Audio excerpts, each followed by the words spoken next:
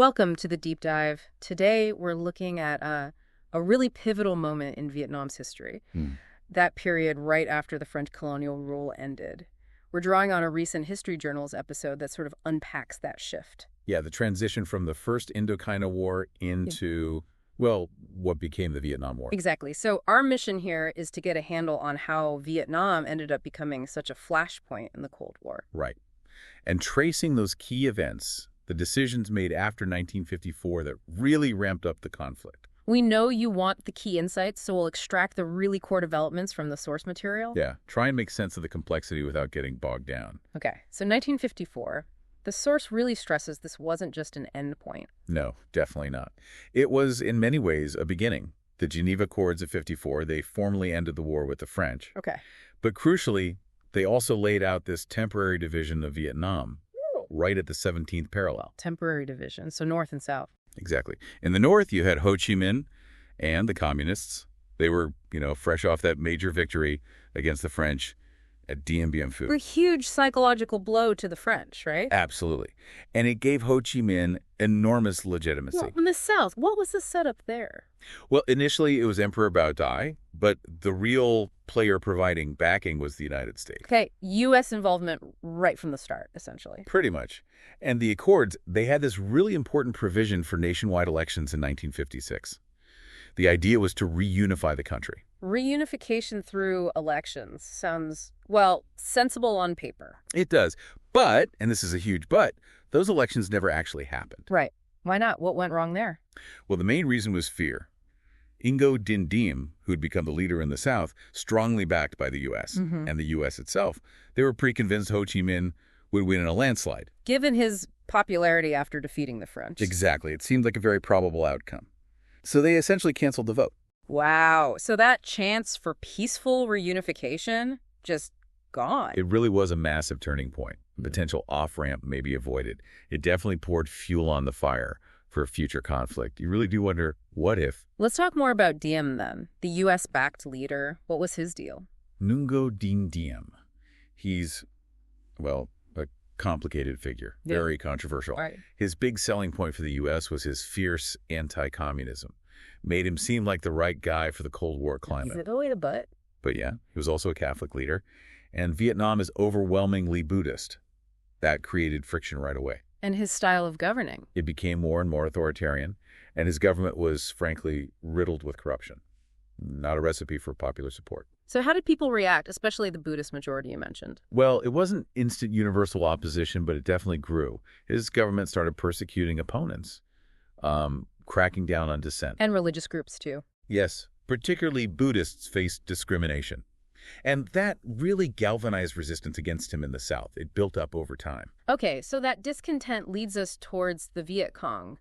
How did they emerge from this? Right. So by the late 1950s, you see communist insurgents and sympathizers in the South starting to organize. This is the group that becomes known as the Viet Cong. Precisely. They began launching attacks, initially sort of smaller-scale guerrilla actions against Diem's government.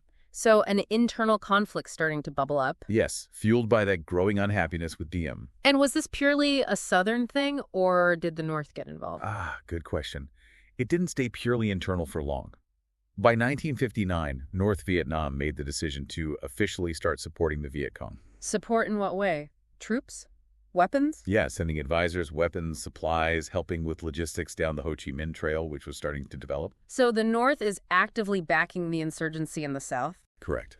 Which basically turns it into, more than just an internal rebellion. It's now part of the bigger North-South struggle, even with the division.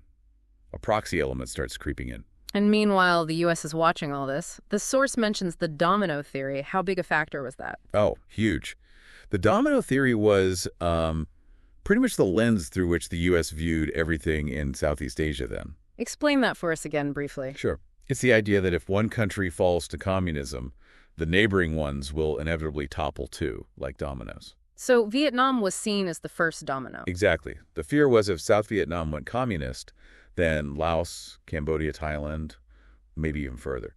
It could all fall under communist influence, likely Soviet or Chinese. A major strategic setback in the Cold War. That was absolutely the thinking. So preventing South Vietnam's collapse became a major U.S. priority. So what did they do initially? Did they send troops right away? No, not combat troops initially. Right. The first steps were more about propping up Diem's regime, increased military aid money, equipment, and sending advisors, military advisors, to train the South Vietnamese Army, the ARVN. Trying to get the South Vietnamese to fight the war themselves, essentially. That was the hope, yeah. Build up their capacity to handle the Viet Cong insurgency. But the number of advisors kept growing. Right. The source mentioned numbers. Yeah, by 61, under Kennedy, you already had over 10,000 U.S. personnel there in these advisory roles. So the footprint was expanding. But even with this U.S. help, Diem's government was struggling. Things got worse, didn't they? They really did. The unrest just kept building. Diem's heavy-handed tactics weren't winning hearts and minds. And then came those really shocking images in 1963. Ah, yes. The self-immolations by Buddhist monks. Horrifying. Truly, those images went around the world. Yeah. They became this incredibly powerful symbol of the deep opposition to Diem's repression. Put enormous pressure on the U.S. Pressure to do what? Ditch Diem? Essentially, yeah. It became clear, or at least it seemed clear to many in Washington, that Diem himself was becoming an obstacle. His unpopularity was maybe hurting the anti-communist cause more than helping it. So what happened to him? In November 1963, there was a military coup.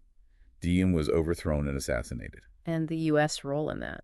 Well, the U.S. certainly knew about it and, let's say, didn't intervene to stop it. They basically gave a green light, or at least a tacit one. A major shift in U.S. policy then. But did getting rid of Diem solve the problem? Did it bring stability? Quite the opposite, actually. The source points this out clearly. Oh. Yeah, removing Diem created a kind of power vacuum. South Vietnam became even more politically unstable afterwards. Really? How so? You have this revolving door of military juntas, weak governments. Nobody could really get a grip on the situation. And the Viet Cong? They took advantage of the chaos. They got stronger. And North Vietnam stepped up its support even more, seeing an opportunity. So things are spiraling downwards in the South. Then comes 1964, the Gulf of Tonkin. Right, the Gulf of Tonkin Incident. This is described as a really crucial catalyst. What exactly was claimed to have happened? The U.S. claimed its naval vessels, destroyers patrolling in the Gulf of Tonkin, were attacked by North Vietnamese patrol boats. Unprovoked attacks. Claims. So there's some debate about what actually occurred. There's significant historical debate about the second alleged attack, especially. But at the time, the Johnson administration presented it as clear North Vietnamese aggression. And this incident was used as justification. Exactly. It gave President Johnson the political cover, the rationale he felt he needed, to ask Congress for broader authority to act in Vietnam. Which led to the Gulf of Tonkin resolution. Yes. Congress passed it pretty overwhelmingly. And it was huge. Why huge? What did it allow? It essentially gave the president the power to use military force in Southeast Asia however he saw fit, without needing a formal declaration of war from Congress. Wow, like a blank check almost. Many later saw it that way. It became the legal foundation for the massive escalation that followed. So this is the point where it really becomes America's war. This is the turning point, yeah. By 1965, you see the start of sustained U.S. bombing campaigns against North Vietnam Operation Rolling Thunder. And ground troops. And the first deployment of significant numbers of U.S. ground combat troops. Yeah. Marines landing at Da Nang. This is really the start of the full-scale American war in Vietnam. And as the source notes, a war that would be far, far bigger and messier than anyone seemed to expect at the time. Absolutely. Far more complex, incredibly costly in lives and money, and deeply divisive back home in the States. Okay, so let's just recap the journey we've traced here. From the French exit in '54 to the division of Vietnam, the canceled elections that might have reunified it. The rise of Diem in the South, his controversial rule sparking the Viet Cong insurgency. North Vietnam stepping in to support that insurgency, the U.S. getting drawn deeper in, driven by that domino theory fear. Diem's overthrow leading to more chaos, and then the Gulf of Tonkin incident providing the trigger. For the resolution, and finally, full-blown U.S. military intervention in 1965. It really sets the stage for the long, difficult years that followed. Precisely. Understanding these early stages, 54 to 65, is just critical. It helps you grasp the later complexities of the war, Cold War dynamics, intervention, all of it. It really does. And thinking about those key moments, those forks in the road, it leaves you with the powerful thought. That canceled 1956 election. You know, if it had gone ahead, even if Ho Chi Minh had won, what would Vietnam look like today? Could that unified, perhaps communist Vietnam have avoided the decades of brutal war that actually happened? It's impossible to know, of course, but it's a profound question, isn't it? It really makes you think about the weight of those decisions made back then and the paths not taken.